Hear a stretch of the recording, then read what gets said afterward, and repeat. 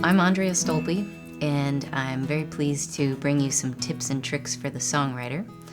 I'd like to start by talking about sensory writing, or more specifically, destination writing. Destination writing is very similar to sensory writing called object writing. Becoming fearless when you're destination writing or object writing can really be probably the strongest tool, in my opinion, as a writer for brainstorming and then really getting good at creating rich language that can define you as a songwriter.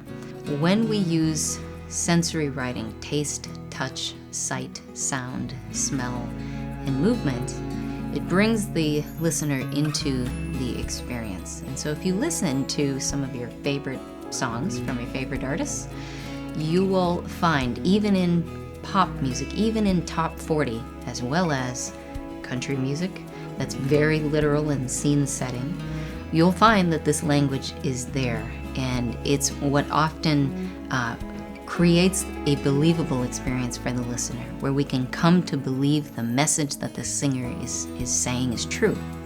I almost always destination write or sensory write when I begin a song, or at some point during the writing of a song. When I get stuck, when I feel my mind's gone blank, when I don't know where to go with a second verse, I will start sensory writing. One of the reasons why I try to sensory write, and again, that's descriptive language that comes from what do I taste, what do I hear, what do I smell, what do I see, what's moving around me. One of the big reasons why I practice this is because it helps me to get a better sense for when I'm coming up with lyric that's really original and meaningful and significant. It's different than journaling. A lot of us, we sit down and when we write, we dump our ideas onto the page in the form of I feel this, I think this. It's sort of musings about life and about what's going on, what's stressing me out, what I feel bad about, what I'm proud of, what I feel relieved is going on. That kind of language is useful in songs, but if it is the bulk of the lyric, it's very difficult to bring the listener into that experience, because we're in effect telling the listener how we feel and think. We're not inviting them to feel and think that too.